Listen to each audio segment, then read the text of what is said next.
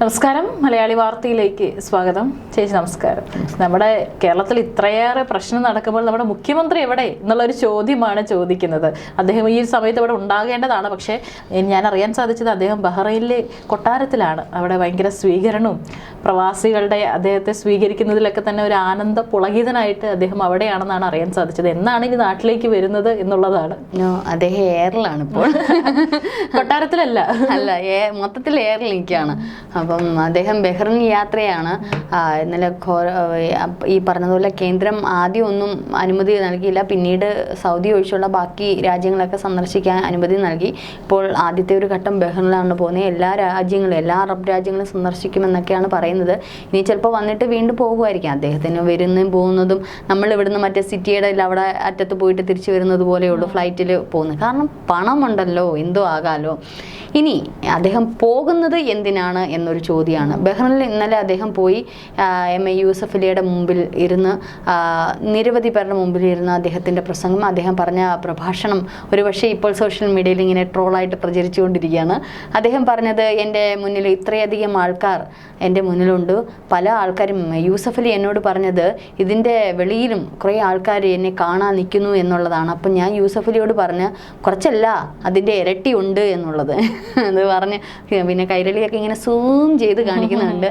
ഒന്ന് ചിന്തിക്കുക, അവിടെ ആ സ്റ്റേജിൻ്റെ ഫ്രണ്ടിൽ ഇരുന്ന ആൾക്കാർ ആരെന്ന് നോക്കുക. കോട്ട് സൂട്ടും ഒക്കെ അണിഞ്ഞ കുറച്ച് മുതലാളിമാർ മാത്രമേ ഉണ്ടായിരുന്നുള്ളൂ. പക്ഷെ ഒന്ന് ചിന്തിക്കേണ്ടുന്ന ഒരു കാര്യമുണ്ട് കൃഷ്ണേന്ദു.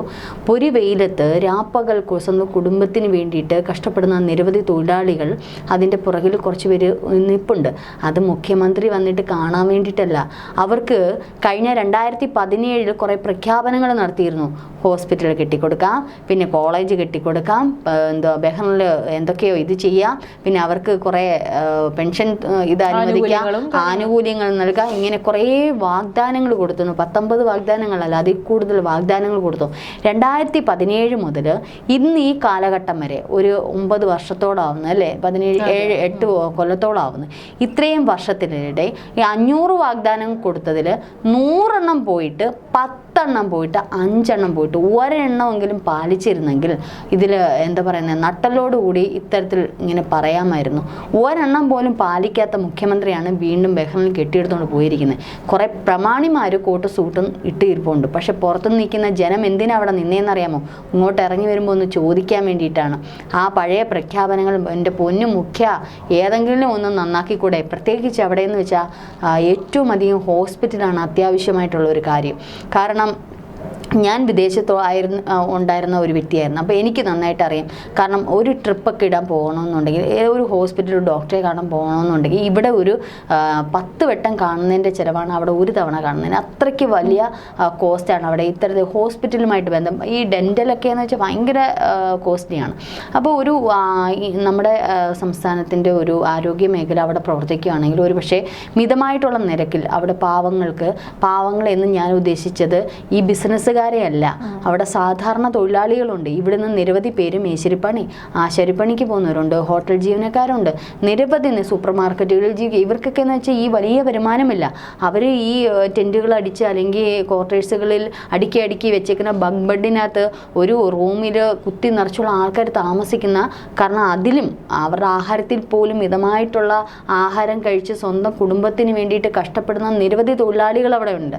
ആ തൊഴിലാളികൾക്ക് വേണ്ടിയിട്ട് ഇത്തരത്തിൽ എവിടെയെങ്കിലും ഒരു ഹോസ്പിറ്റൽ ഒരു കാര്യമെങ്കിലും ചെയ്തു കൊടുത്തിരുന്നുവെങ്കിൽ ഒരു പക്ഷേ എന്താണ് പറയുന്നത്, മുഖ്യമന്ത്രിക്ക് ഈ പറയുന്ന കയ്യടികളൊക്കെ നിരവധി. ഇപ്പോൾ കുറേ വ്യവസായ പ്രമുഖരുടെ ഇടയിൽ നിന്നുകൊണ്ട്, യൂസഫ് അലി പോലുള്ള വ്യവസായികളുടെ ഇടയിൽ നിന്നുകൊണ്ട് മുഖ്യമന്ത്രിക്ക് ഇങ്ങനെ നിന്ന് പ്രസംഗിക്കാം. ആളെ കൂട്ടാൻ പണ്ടേ CPM മിടുക്കരാണല്ലോ. ആളെ കൂട്ടി CPMൻ്റെ കുറേ ആൾക്കാരെ കൂട്ടി അവിടെ ഇരിപ്പുണ്ട്. പുറത്ത് നിന്നു കേരള മുഖ്യമന്ത്രി വരുന്നു. അവർക്ക് പറയാൻ നിരവധി കാര്യങ്ങളുണ്ട്. ഞങ്ങൾക്ക് എന്തെങ്കിലും ഒന്ന് സാധിച്ചു തരൂ. ഏതെങ്കിലും പ്രവാസികൾ പറയാറുണ്ട് പ്രവാസ ജീവിതം കഴിഞ്ഞ് വന്ന് അവർക്ക് എന്തെങ്കിലും ഉണ്ടെന്ന്. നോർക്കെ പോലുള്ള സംഘടന എന്താണ് ചെയ്തു കൊടുക്കുന്നത്? നിരവധി ആനുകൂല്യങ്ങൾ, കോവിഡിന് ശേഷം നിരവധി സംഗതികൾ, 6 മാസത്തെ ഇത് ഇവർക്ക് ഒരുമിച്ച് കൊടുക്കാം, ഇത്തരത്തിലുള്ള ശമ്പളത്തിൻ്റെ ഒരു ഭാഗം കൊടുക്കുക എന്നൊക്കെ പറഞ്ഞ് എന്തൊക്കെ ചെയ്തതെന്ന് ചോദിച്ചാൽ ഒന്നും അറിയില്ല. സത്യം പറഞ്ഞാൽ പല പ്രവാസികൾക്കും അറിയില്ല നോർക്കെ അല്ലെങ്കിൽ ഇത്തരത്തിൽ പ്രവാസി സമൂഹത്തിന് വേണ്ടി ഇത്തരത്തിൽ സർക്കാർ എന്തെങ്കിലുമൊക്കെ ചെയ്യുന്നുണ്ടെന്നുള്ളത്. പലർക്കും പല കാര്യങ്ങളും അറിയില്ല. അപ്പോൾ ഇതൊന്നും ചെയ്യാതെ പ്രഖ്യാപനങ്ങളും ഇങ്ങനെ തെരഞ്ഞെടുപ്പ് അടുക്കുന്ന സമയത്ത് പോയി നടത്തിയിട്ട് വീണ്ടും 5 വർഷം കഴിഞ്ഞ് അടുത്ത ഒരു തെരഞ്ഞെടുപ്പ് വരുമ്പോഴത്തേക്കാണ് വീണ്ടും മുഖ്യൻ ഇത്തരത്തിൽ പോകുന്നത്. മുഖ്യൻ്റെ ഉദ്ദേശം ഒന്ന് പ്രവാസികളുടെ വോട്ട്, രണ്ടാമത്തത് എന്താണ് പ്രവാസികളുടെ ദുട്ട്. ഇത് രണ്ടുമാണ്. ഇത് പച്ചവെള്ളം കുടിക്കുന്ന മലയാളികൾക്ക് അറിഞ്ഞുകൂടാത്ത കാര്യമല്ല. എന്തെങ്കിലും ഒന്ന്, അല്ലെങ്കിൽ ഇത് കാണുന്ന പ്രേക്ഷകരായിട്ടുള്ള പ്രവാസികൾ നിരവധി പേര് കാണും. എന്തെങ്കിലും ഒന്ന് സാധിച്ചിരുന്നുവെങ്കിൽ, ഈ കഴിഞ്ഞ പ്രകടന പത്രികയിൽ എന്തെങ്കിലും ഒന്ന് സാധിച്ചിരുന്നുവെങ്കിൽ നമുക്കിത് പറയാമായിരുന്നു. ഏതായാലും ഇതുമായി ബന്ധപ്പെട്ട് KMCC, YCC, IYCC തുടങ്ങിയ സംഘടനകൾ മാറി നിൽക്കുകയാണ് ചെയ്തത്. കാരണം ഈ പ്രകടന പത്രിക അല്ലെങ്കിൽ അന്ന് നടത്തിയ പ്രഖ്യാപനത്തിൽ 2017 മുഖ്യമന്ത്രി ബഹ്റൈൻ വന്ന് നടത്തിയ പ്രഖ്യാപനത്തിൽ ഏതെങ്കിലും ഒന്നുപോലും സാധിക്കാത്ത മുഖ്യമന്ത്രി ഞങ്ങൾ സ്വീകരിക്കാൻ തയ്യാറല്ല. അത് സാധാരണ തൊഴിലാളി യൂണിയൻ സംഘടനകളാണ് ഇതുകൂടി. അപ്പോൾ ഇവരൊക്കെ എന്തിനാണ് പുറത്തു വന്ന് നിൽക്കുന്നത്? ഈ മേശരിമാരും ആശാരിമാരും ഈ കേരള മുഖ്യമന്ത്രി ഒരു നോക്ക് കാണാൻ വേണ്ടിയിട്ടല്ല. അതുകൂടി അങ്ങൊന്ന് ചിന്തിച്ചാൽ നന്നായിരിക്കും. കാരണം അവർക്ക് ഈ ചോര, നമ്മളുടെയൊക്കെ ഇവിടുത്തെ മേശരിമാരെന്ന് പറഞ്ഞാൽ വല്ലപ്പോഴും തണലത്ത് പോയിരിക്കും. അവർക്കൊരു വിശ്രമം ഇതുണ്ട്. ഞാൻ കണ്ടിട്ടുണ്ട് എൻ്റെ കൺമുന്നിൽ. ഈ അവിടെ എന്ന് പറയുന്ന ഈ ഉഷ്ണം എന്ന് പറയുന്ന ഒരു വല്ലാത്ത ഉഷ്ണമാണ്. എപ്പോഴും ഉഷ്ണമാണ്. അവിടെ ഒരു തണുപ്പ് എന്ന് പറയുന്നത് ഡിസംബർ മാസത്തെ തണുപ്പെന്ന് പറഞ്ഞാൽ ഭയങ്കരമായിട്ട് മൂക്കിൽ നിന്ന് ബ്ലഡ് വരുന്ന തണുപ്പെന്ന് പറയും. അത്തരത്തിലാണ് അവിടുത്തെ ഒരു കാലാവസ്ഥ. ഈ ചൂട് സമയത്തൊക്കെ ഒരു എന്താ പറയുക, ഒരു മരത്തിൻ്റെ തണൽ പോലും അവിടെ ഇല്ല. മരുഭൂമിയല്ലേ, മരത്തിൻ്റെ തണൽ കീഴ് പോലും ഇല്ല. ചില സമയത്തൊക്കെ ഈ ഡിഷ് ആൻറ്റിനയുടെയൊക്കെ ഇടയിൽ ഒരിത്തിരി നേരം ഒന്ന് ശ്വാസം വിടാൻ വേണ്ടി ഇരിക്കുന്ന പണിക്കാരെ ഞാൻ കണ്ടിട്ടുണ്ട്. ഇവരിയ്ക്കുന്ന സ്ഥലത്ത് ഇരുന്നിട്ട് എഴുന്നേറ്റ് വരുമ്പം മൊത്തം വെള്ളം കിടക്കുന്നത് കാണാം. അപ്പം ഞാൻ ആദ്യമൊക്കെ ഇതെന്ത് വെള്ളം ഒഴിച്ചാണ് ഞാൻ മോളിൽ നിന്നുകൊണ്ട് ഇങ്ങനെ നോക്കാറുണ്ട്. ഈ കൺസ്ട്രക്ഷൻ ഇതിൽ ഞാൻ നോക്കിയിട്ടുണ്ട്. അപ്പോൾ അവരുടെ വിയർപ്പാണ് അത്. അത്രയ്ക്ക് അവരുടെ ചോര നീരാക്കിയും വിയർപ്പാക്കിയും അവരൊഴുക്കിയ ആ അധ്വാനത്തിൻ്റെ ഫലമാണ് ഒരു പക്ഷേ അവരുടെ കുടുംബത്തോടൊപ്പം ഒരു ഭാഗം സംസ്ഥാന സർക്കാരിലേക്ക് വന്നു ചേരുന്നത്, ടാക്സ് വഴിയും അല്ലാതെയൊക്കെ. അപ്പോൾ സംസ്ഥാന സർക്കാരിൻ്റെ ഒരു വലിയ സാമ്പത്തിക സ്രോതസ് ഒരുപക്ഷെ പ്രവാസികളുടെ ഈ വരുമാനത്തിൽ നിന്നാണ്. അത് മറന്നുകൊണ്ട് ആ പ്രവാസികൾക്ക് വേണ്ടി എന്തെങ്കിലുമൊക്കെ ഒന്ന് ചെയ്തില്ലെങ്കിൽ ഒരു പക്ഷേ അത് അവരോട് കാണിക്കുന്ന വല്ലാത്തൊരു അനീതിയാണ്. നമ്മളൊക്കെ ഈ മലയാളികളൊക്കെ ഈ കണ്ടിക്കിടങ്ങുന്ന തവളയാണ്. ഒരു പക്ഷേ അതിൽ CPM അണികൾ അല്ലെങ്കിൽ അതിൽ അനുഭാവികളായിട്ട് നിൽക്കുന്നവർ, പ്രത്യേകിച്ച് സഖാക്കന്മാർക്ക് ഒരു ഗുണമുണ്ട്. അവർ ഇനി മറ്റേ ഇതിൻ്റെ പ്രധാന നേതാവ് എന്ത് ചെയ്താലും അത് പാർട്ടി അവർ മാറ്റി നിർത്തത്തില്ല. എൻ്റെ നേതാവ് ചെയ്ത് ശരിയെന്നേ പറയും. അത്രയ്ക്ക് അങ്ങ് അഡിക്റ്റഡാണ്. ഒരിക്കലും ഈ ഞാൻ ആദ്യം പറഞ്ഞുള്ള കിണറ്റി കിടക്കുന്ന തവളയെ പോലെയാണ് ഓരോ സഖാക്കന്മാർ. അവർക്കൊന്നും ചിന്തനയില്ല. അതാണ് അവരുടെ ലോകം. അവർ അതിനകത്തുള്ള മറ്റുള്ള തവളകൾ പറയുന്നതാണ് ശരി, വേറെ ആരും പറയുന്നത് ശരിയല്ല എന്നൊരു ചിന്ത. അത് നമ്മുടെ മലയാളികൾക്കേ പറ്റും. പക്ഷെ ഇവിടുന്ന് പോയിട്ടുള്ള പല പ്രവാസി സഖാക്കന്മാർക്ക് മനസ്സിലായ ഒരു കാര്യമുണ്ട്. ഇതല്ല ലോകം, ഇതല്ല ഇവരുടെ എല്ലാ രാഷ്ട്രീയം എന്നുള്ളത്. യഥാർത്ഥ ജീവിതം, യഥാർത്ഥ ഈ വിയർപ്പ് ഒഴുക്കുമ്പം അവർക്ക് മനസ്സിലാവും പണത്തിൻ്റെ മൂല്യം എന്താണ്, ഇത് നഷ്ടപ്പെടുമ്പോഴുള്ള മൂല്യം എന്താണെന്നുള്ള.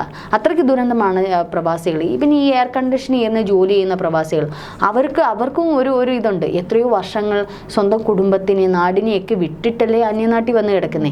അപ്പം നമ്മളൊക്കെ എന്ന് വെച്ചാൽ എന്ത് ഭാഗ്യവാന്മാരാണ്. കാരണം കുടുംബത്തെ കണ്ടുകൊണ്ട് മക്കളോടൊപ്പം മക്കളുടെ കളിച്ചിരികളൊക്കെ കണ്ട് വളർന്ന് ഉള്ളതിൽ സന്തോഷമായിട്ട് ജീവിക്കുന്നവരാണ് നമ്മളൊക്കെ. പക്ഷെ മറ്റേതങ്ങനെയല്ല, ഏകാന്തമായിട്ടുള്ളൊരു ജീവിതമാണ്.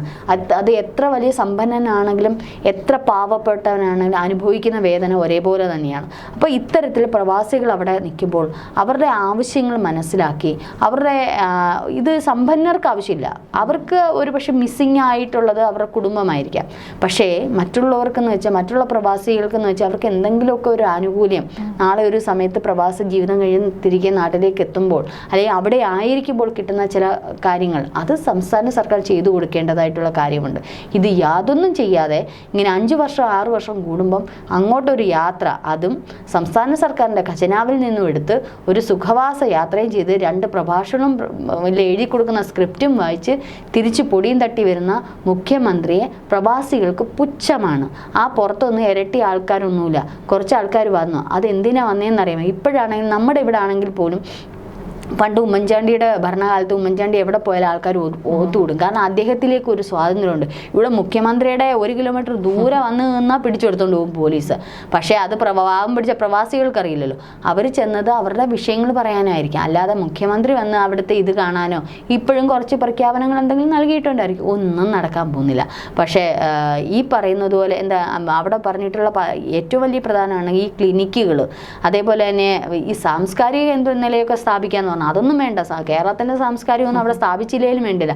പാവം പിടിച്ച പ്രവാസികൾക്ക് എന്തെങ്കിലുമൊക്കെ നേടിക്കൊടുത്താൽ മതി. അപ്പോൾ ഇതൊന്നും ചെയ്യാതെ മുഖ്യമന്ത്രിയുടെ ഈ ഒരു വിദേശ പര്യടനം ഇനിയിപ്പോൾ അടുത്ത ഇതിലേക്ക് പോകും. അപ്പോൾ ഇന്നിപ്പം അവിടുത്തെ എന്താ മിനിസ്ട്രിയുമായിട്ട് ബന്ധപ്പെട്ടുള്ള പല ചർച്ചകളും നടത്തുന്നുണ്ട്.